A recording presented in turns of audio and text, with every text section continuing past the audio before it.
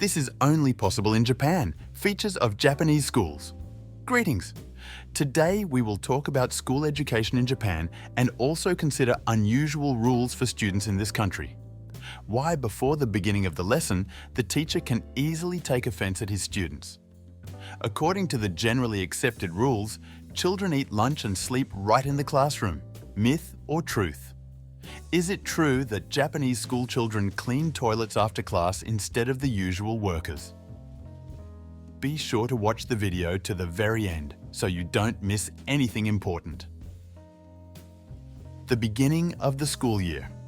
Did you know that the school year in the land of the rising sun begins not on September 1st, but on April 1st? It is on this spring day in Japan that the sakura blossoms. That's why school starts in April. As it should be, the whole school year in Japan is divided into several trimesters. There are 3 trimesters. But since school classes begin on April 1st, the duration of Japanese trimesters is as follows. First trimester, April 1st, the beginning of the school year. July 20th. Second trimester, September 1st to December 26th. Third trimester, January 7th to March 25th. As you may have noticed, the Japanese study even in the summer. But this is only in June and practically until mid-July. So Japanese school children still have summer vacations, though not for 3 whole months.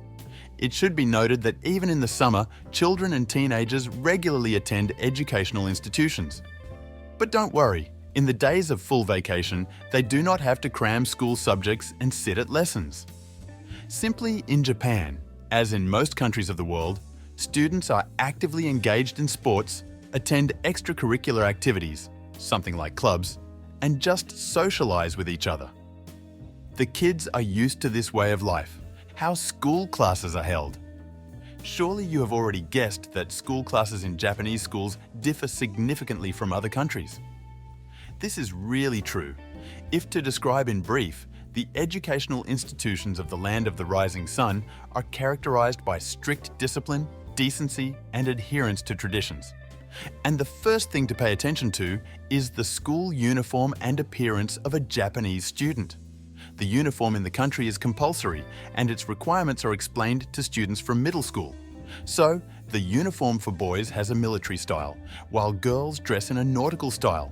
For this purpose, the so-called nautical sundress is provided. But the appearance of Japanese students is not at all free, as many may think. For example, boys are obliged to wear short black hair. Girls are forbidden to dye in other colors. In addition to all of the above, it is forbidden to both curl and straighten hair. There are also strict restrictions on women's cosmetics and nail polish. In other words, in Japan, naturalness comes first. Finally, before entering Japanese schools, students must remove their shoes and put them away in special lockers. The color for socks is limited, either white, black, or navy blue. But as a change of clothes, both standard sneakers and house slippers are provided. And yes, not only in educational institutions in Japan, it is customary to remove shoes. This rule applies to almost all organizations and institutions of the country. So, how do school classes begin in Japan? And they begin with the fact that all students stand up, greet their teacher, and bow to him. It is very important to bow to the elder as a sign of respect and in accordance with the accepted traditions. And if the guys ignore this rule, the teacher can easily take offense at the whole class. For a minute, it's about 30-40 people. Again, the Japanese bow to each other not only within educational institutions, but also in everyday life. This tradition is similar to the handshake that is accepted, for example, in Europe. In the course of their entire education, Japanese students are required to learn 2,500 letters. This is quite enough to master the skills of writing and reading in their native language.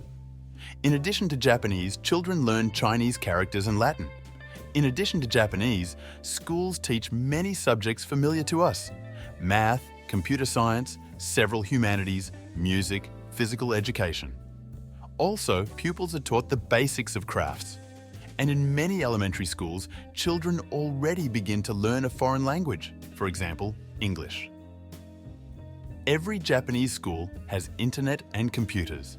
As it is known, Japan is a country of advanced information technologies, so the quality of education here should be at the highest level. Do not forget about the exams held in the country. Yes, initially they are not provided for younger students, but then pupils are obliged to take examinations, especially when moving to high school, as well as at the end of all 3 trimesters. You may be surprised, but in Japan, they don't repeat a year. The explanation for this practice is that in the land of the rising sun, it is forbidden to repeat a course. That is, students once and for all master the necessary educational material, and there is no point in returning to it. Please note that in Japan they study on Saturdays, but this is a shortened day. As a rule, Japanese language classes are held on Saturdays. Lunch and sleep are right in the classroom. Now we're getting to the fun part.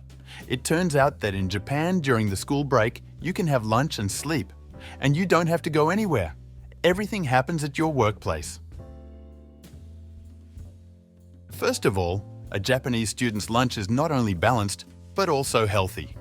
The dishes, and the most diverse ones at that, are developed with the help of experienced nutritionists. No unhealthy food is out of the question. All food is distributed among the classes. For this purpose in Japanese schools, there are even special duty officers who help to distribute school lunches. As it should be, pupils use traditional chopsticks rather than spoons and forks. Secondly, schools in the land of the rising sun provide a full rest in the form of sleep. This practice is more than welcome in Japanese educational institutions. So school children can not only relax, but also relieve stress during long classes. Even Japanese adults do not neglect inamuri, the practice of daytime sleep at the workplace, the end of study sessions, and the strange prohibition.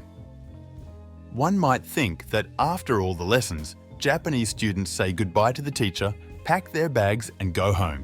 However, this is not the case at all.